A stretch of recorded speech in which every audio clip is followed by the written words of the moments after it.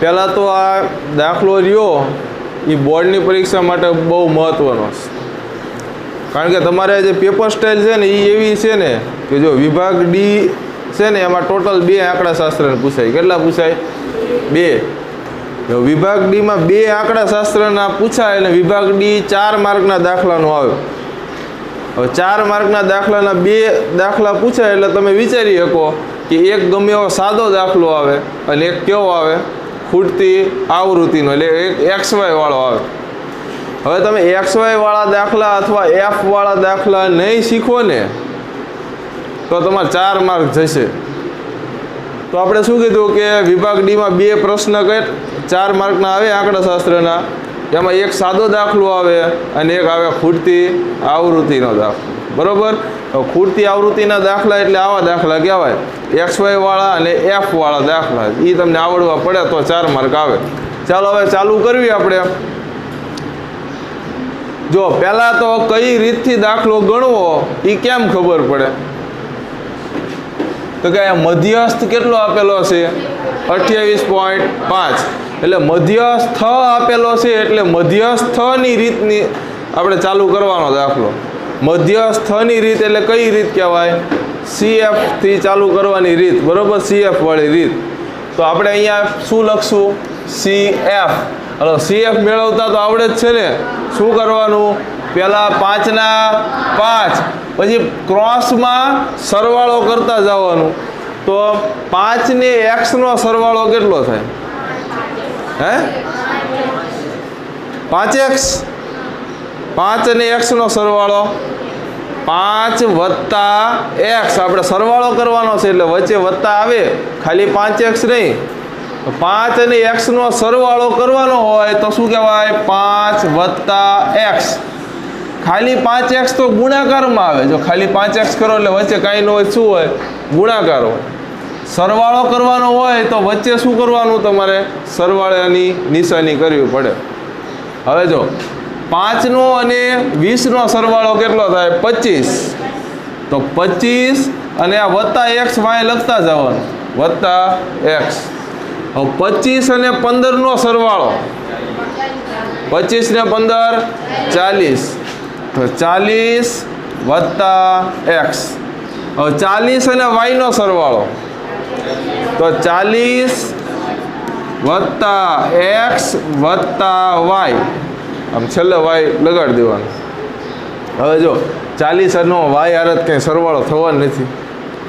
એક ABCD નો અક્ષર છે, એક સંખ્યા છે. 40 અને y નો સરવાળો થવાનો નથી એટલે y ને ક્યાં મૂકી દેવાના? વત્તા કરીને છેલ્લે મૂકી દેવાનો. એ સરવાળો થઈ ગયો કહેવાય. ખ્યાલ આવ્યો? હવે જો 40 અને 5 નો સરવાળો 45. તો 45 વત્તા આ 2 મૂકી દેવાના, x વત્તા y. ચાલો અહીંયા સુધી આવડે? કેટલાને આવડે? સરસ. હવે આગળ શું કરતા? CF ની રીતમાં, સાદી રીતમાં આપણે શું કરતા? n/2 મેળવતા. પણ આમાંય આપણે n/2 મેળવશું. હવે n કોને કહેવાય?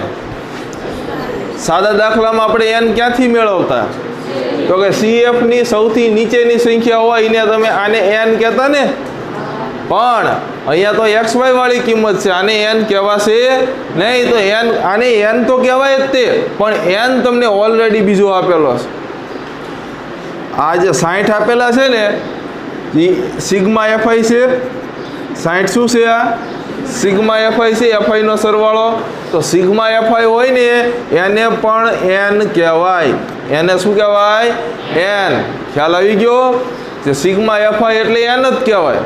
તો n કેટલા મળ્યા સંખ્યામાં? 60. અહીંયાથી લેવાનો n. યાદ રાખજો, ભૂલ ન થાય. તો n કેટલો મળી ગયો? 60. તો અહીંયા n ની જગ્યાએ શું મૂકશો? 60. એના નીચે 2 ના 2. 60 ભાગ્યા 2 કેટલા આવે? 30. હવે શું કરશો? 30 થી તરત મોટી સંખ્યા આમ જોતા હતા ને, પણ આમાં એવું કરવાનું નહીં. જો આ 1-2 ડિફરન્સ યાદ રાખજો સાદા દાખલામાં અને XY વાળા દાખલા. જો પહેલો ડિફરન્સ શું હતો? n ક્યાંથી લેવાનો? અહીંયા તમને આપેલા છે બરાબર, આ n તરીકે લેવાના, આને લેવાના નહીં, આને લેવાના. ચલો રેડી. બીજો ડિફરન્સ શું છે તો કે ખાનું કેવી રીતના કરવાનું, તો 30 અહીંયા n ના છેદમાં 2 30 મળ્યા એટલે 30 કરતાં તરત મોટી સંખ્યા જોતા ને સાદા દાખલામાં, આમાં એવું કરવાનું નહીં. તો આમાં ખાનું કેવી રીતના કરવાનું, તો જો સાવ સહેલું છે. મધ્યસ્થ કેટલા આપેલા છે તમને? 28.5. મધ્યસ્થ 28.5 આપેલા છે ને. તો હવે તમારે એ વિચારવાનું કે આ મધ્યસ્થ 28.5 છે, તો આમાં તમે જોવો ક્યાંય 28.5 કોની વચ્ચે આવે, કોની વચ્ચે આવે? 28.5 કોની વચ્ચે આવે? તો 20 અને 30 વચ્ચે આવે ને. તો આને આખું ખાનું આમ કરી નાખવાનું. ખાનું કરતા આવડી ગયું. XY વાળા દાખલામાં રીત અલગ છે, યાદ રાખજો બેમાં ડિફરન્સ. સાદા દાખલા પ્રમાણે ગણવા જશો તો આનો ક્યારેય જવાબ આવશે નહીં. હવે આ ખાનું તો થઈ ગયું, હવે તમને આના ઉપરથી વધુ મેળવતા આવડી જાય, L ને CF ને બધું આવડે ને. પહેલાં સૂત્ર મૂકી દેવી. સૂત્ર આપણું શું છે? m બરાબર L વત્તા કૌંસમાં n ના છેદમાં 2 માઇનસ CF છેદમાં F ગુણ્યા H. હાલો, L કોને કહેવાય? આમાં ખાનામાં જો રકમ સૌથી આગળની સંખ્યા એને શું કહેવાય? L કહેવાય. પછી વચ્ચે હોય ને શું કહેવાય? F. CF કોને કહેવાય? ખાનાની ઉપરની સંખ્યા, ખાનાની ઉપરની સંખ્યા એને કહેવાય CF. ચાલો હવે H કોને કહેવાય? H તો અહીંયાથી જ મળે ને. મોટીમાં નાની બાદ કરો, 10માં 0 જાય 10, તો H કેટલા મળી જાય? 10 મળી જાય. હાલો, બધી વસ્તુ મળી ગઈ. હવે આમાં કિંમતો મૂકી દેવાના. ચાલો, મધ્યસ્થ m એટલે શું થાય? મધ્યસ્થ અહીંયા સૂત્રમાં m આપેલું છે ને, તો મધ્યસ્થ આપેલો છે તમને, આપેલો જ છે ને. સાદા દાખલામાં નો આપેલો હોય એટલે અહીંયા આપણે કાંઈ લખતા નહોતા, ડાયરેક્ટ બરાબરથી ચાલુ કરતા.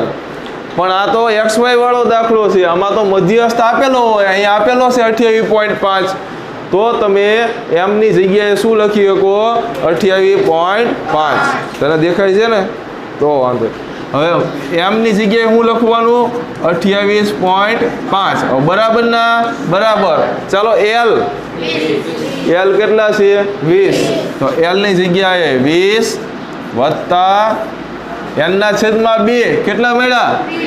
30 મળ્યા છે. એટલે અહીંયા 30 માઇનસ CF કેટલા છે? CF અહીંયા જો શું છે? 5 વત્તા x.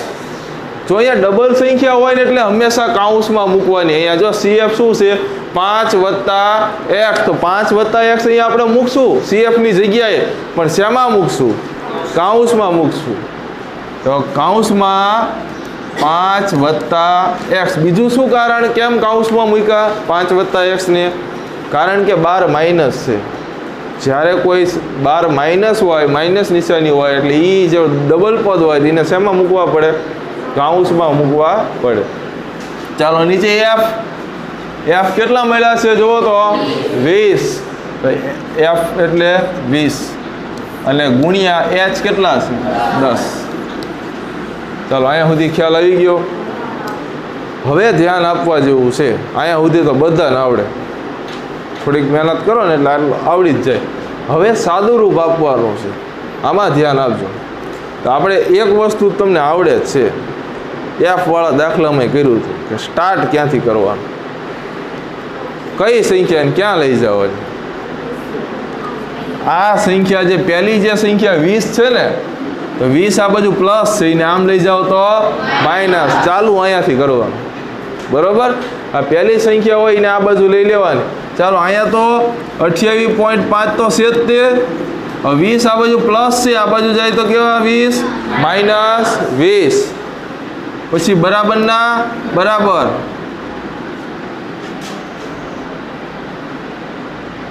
જો બરાબર ના બરાબર. હવે કાઉન્સની અંદર જો આ જે કાઉન્સ છે ને એની અંદર આ જે કાઉન્સરી હોય એને ખોલી નાખવા, આ કાઉન્સને આપણે ખોલી નાખવી, એટલે આ કાઉન્સને ન મૂકવી તો આ માઇનસ નિશાનીનું શું થાય? આ માઇનસ નિશાની અંદર બે હારે વારાફરતી ગુણાય ને. હવે માની લો કે આ વચ્ચે કાઉન્સ અહીંયા ખોલી નાખ્યો એટલે માઇનસ નિશાની ક્યાં જતી રહેવાની? અંદર જતી રહેવાની. આ હે ને માઇનસ નિશાની હે ને એ બહુ તોફાની હોય. અહીંયા થોડીક અહીંયા આપણે આ બારણું ખોલ્યું ને, આ બારણું લઈ લીધું ને એટલે માઇનસ નિશાની ક્યાં જાય? અંદર જાય. હવે અંદર કોની પાસે જાય? બેય પાસે જાય. એટલે કે 5 પાસે જાય અને x પાસે જાય. તો અહીંયા જો આપણે 30 ના 30, હવે આ કાઉન્સ તમે આ ખોલી નાખો એટલે 5 પાસે જો માઇનસ જાય તો 5 કેવા થઈ જાય? માઇનસ.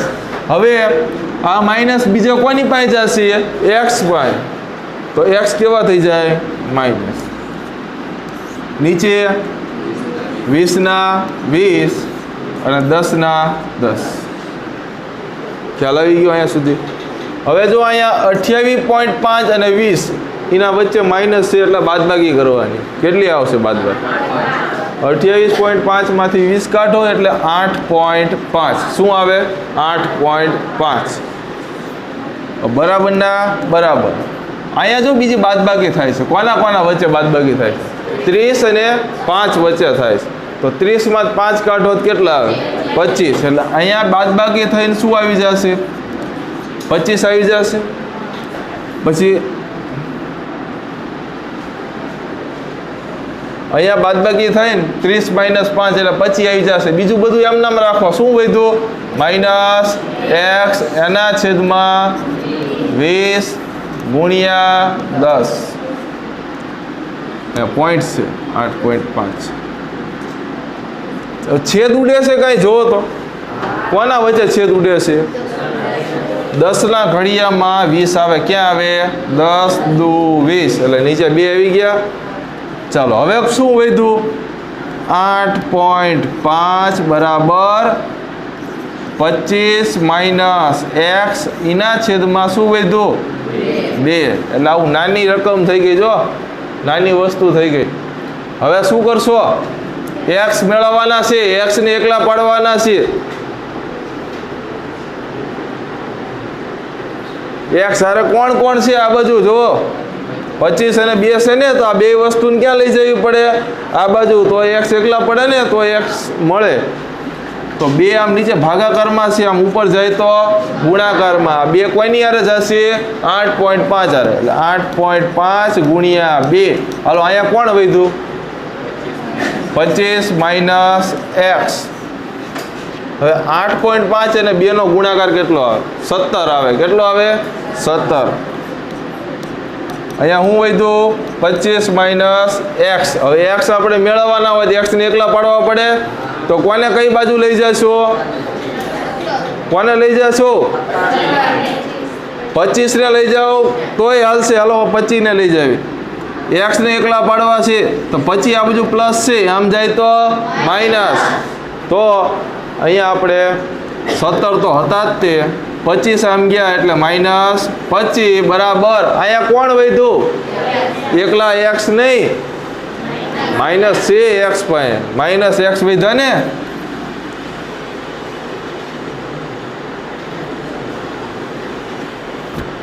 અહીંયા 17 હતા ને, 17 ના 17 25 આમ ગયા એટલે માઇનસ 25 બરાબર માઇનસ x.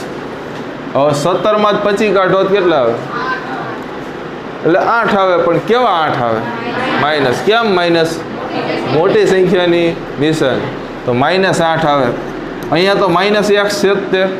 હવે આપણે એક વસ્તુ શીખેલા છીએ, બરાબરની બે બાજુ માઇનસ હોય તો માઇનસ માઇનસ નીકળી જાય. Minus minus plus. તો આ બેમાંથી માઇનસ કાઢી લેવાના, કારણ કે બે બાજુ માઇનસ છે. આમાંય માઇનસ નીકળી જાય અને આમાંય નીકળી જાય. તો અહીંયા તમે જુઓ 8 બરાબર x. એટલે x ની કિંમત મળી ગઈ. હવે કોની મેળવવાની છે? y ની કિંમત મેળવવાની છે. કોની મેળવવાની છે? y ની.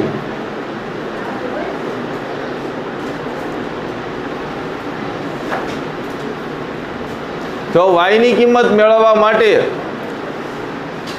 એક વસ્તુ તમને ખ્યાલ છે કે CF આ જે CF ની લાઈન છે તો CF માં સૌથી છેલ્લી કિંમત હોય એને તમે શું કહેતા સાદા દાખલામાં CF ની સૌથી છેલ્લી કિંમત હોય એને આપણે શું કહેવી n કહેવી ને તો બસ એને n કહી દો હવે y મેળવવા માટે n કહેવા પડે હો ને હા આપણે જરૂર હોય ગમે એ કરવું પડે y મેળવવા માટે આને n કહેવા પડે n કોને કહેવા પડશે CF ની સૌથી છેલ્લી કિંમત તો n બરાબર શું લખી શકો તમે શું છે n 45 વત્તા x વત્તા y આવું લખી શકો હવે બીજું કોને n કીધા હતા આપણે 60 ને n કીધા હતા ને અહીંયા n ના છેદમાં 2 માં 60 લખ્યા હતા ને n ને 60 કીધા હતા તો તમે એક કામ કરો આ n આપેલા છે ને એની નીચે 60 કિંમત લખી નાખો કારણ કે n ની કિંમત તો 60 જ છે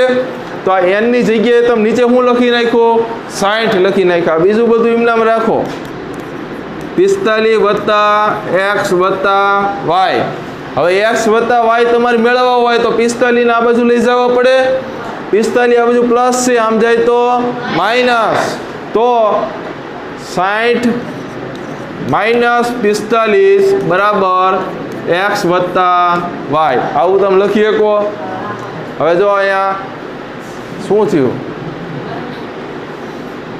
60 માઇનસ 45 બરાબર x વત્તા y હવે 60 માં 45 કાઢો કેટલા આવે 15 બરાબર x વત્તા y રેડી અહીંયા સુધી હવે x ની કિંમત તમને શું મળી હતી x ની કિંમત જુઓ 8 મળી હતી ને તો તમે અહીંયા x ની જગ્યાએ 8 મૂકી શકો અહીંયા શું કરવાનું x ની જગ્યાએ 8 મૂકવાના બીજું એમનામ રહેશે 15 બરાબર x છે અહીંયા 8 વત્તા y ના y હવે y મેળવવા હોય તો y ને કરતા બનાવવા પડે તો કોણ કઈ બાજુ જશે y કે 8 y ને એકલા પાડવા પડે તો 8 આ બાજુ પ્લસ છે આમ જાય તો માઇનસ તો 15 માઇનસ 8 બરાબર y 15 માં 8 જાય તો 7 તો 7 બરાબર y તો અહીંયા y ની કિંમત મળે છે